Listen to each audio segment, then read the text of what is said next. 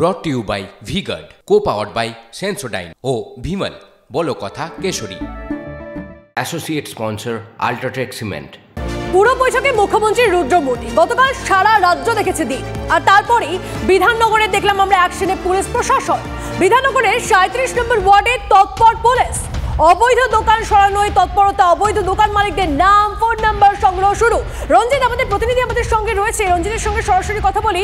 রঞ্জিত, অর্থাৎ মুখ্যমন্ত্রী মমতা বন্দ্যোপাধ্যায়কে আগে নির্দেশ দিতে হবে, তারপরে গিয়ে কোথাও একটা অ্যাকশন হবে, তারপরে গিয়ে পুলিশের কোথাও একটা টনক নড়বে। যাক, অবশেষে কাজ তো হচ্ছে। এখন এই মুহূর্তে ছবিটা কি?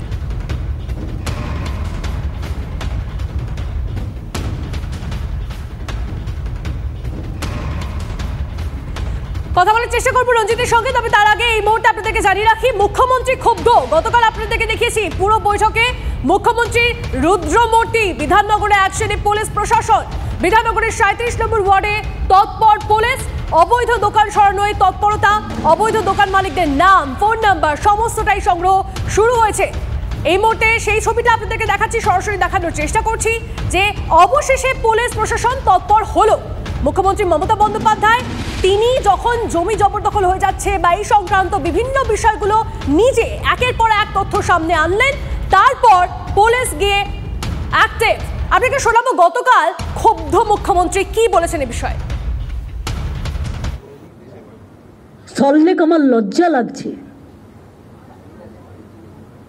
রাজারহাটেও শুরু হয়েছে এনক্রোচমেন্ট, সল্টলেকে ইচ্ছা মতো সুজিত বোস লোক বসাচ্ছে কম্পিটিশন করে। কেন কেন বাইরের লোক বসবে? এআরডি অফিসের অপোজিটে ছবি দেখালে নিজেরাই লজ্জা পাবেন। এর জন্য কত দিতে হয়েছে? একদম পুরো এআরডি অফিসের সামনে সব এনক্রোচমেন্ট হয়ে গেছে। একটা করে তিপ্পল লাগাচ্ছে, একটা করে বসে হচ্ছে, একটা করে তিপ্পল লাগাচ্ছে, একটা করে বসে পড়ছে। কেন? ওয়াই? আমি জানতে চাই কত টাকার বিনিময়ে কারা নিয়েছে টাকা? কেন সল্টলেক কর্পোরেশনের কাউন্সিলররা কাজ করে না? তারা তো ইলেক্টেড বডি।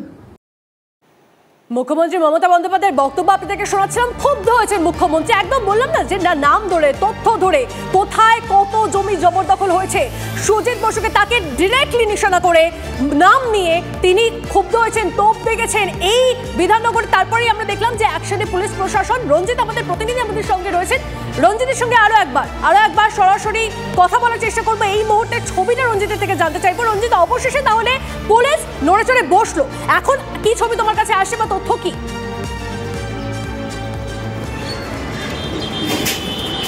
দেখো, সাত সকাল থেকেই পুলিশ কিন্তু অতি সক্রিয় এবং গতকাল যে মুখ্যমন্ত্রী এআরডি অর্থাৎ প্রাণী সম্পদ বিকাশ উন্নয়ন দপ্তরের পাশে যে সকল অবৈধ যে দোকান রয়েছে অর্থাৎ ফুটপাত দখল করে যে দোকানগুলো রয়েছে সেই দোকানগুলো উচ্ছেদ করার জন্য কিন্তু সরাসরি নির্দেশ দিয়েছিলেন এবং রাজ্যের যে দমকল মন্ত্রী সুজিত বসুর ওপরে কিন্তু ক্ষোভ প্রকাশ করেছিলেন। এবং সেই মতো আজ সকালবেলা কি দেখা গেল যে বিধাননগর দক্ষিণ থানা অর্থাৎ বিধাননগর পুর নিগমের 37 নম্বর ওয়ার্ডে বিধাননগর দক্ষিণ থানার অন্তর্গত যে এআরডি অফিসের পাশে যে সকল ফুটপাত দখল করে যারা বসে রয়েছেন তাদের নাম এবং ফোন নাম্বার সংগ্রহ করলো বিধাননগর দক্ষিণ থানার পুলিশ। এবং গতকালের পরেও গতকাল যেরকম দেখা গেছিল যে ইলেকট্রনিক কমপ্লেক্স থানার পুলিশ নবদিগন্ত জুড়ে অর্থাৎ সেক্টর 5 তথ্য প্রযুক্তি নগরীতে প্রত্যেকটি ফুটপাত দখল করে যারা জবরদখলকারী রয়েছেন তাদেরকে সরিয়ে দেওয়ার জন্য কিন্তু বারংবার বলেছিল। এরপরে দেখা গেল যে বিধাননগর দক্ষিণ থানা অর্থাৎ প্রাণী সম্পদ উন্নয়ন দপ্তরের পাশে যে কথা বলেছিলেন মুখ্যমন্ত্রী যে তিরপল নিয়ে তারা বসে পড়ছেন এবং সেই সমস্ত বিষয় নজর দেওয়ার জন্য সেই বিষয়টা কিন্তু অবশেষে সে উচ্ছেদ অ্যাকশন শুরু। গতকাল আমরা যে ছবি দেখেছিলাম আজ সকালেও দেখতে পাচ্ছি অত্যন্ত অ্যাক্টিভ রয়েছে, সক্রিয় রয়েছে পুলিশ। নজর রাখুন। ধন্যবাদ।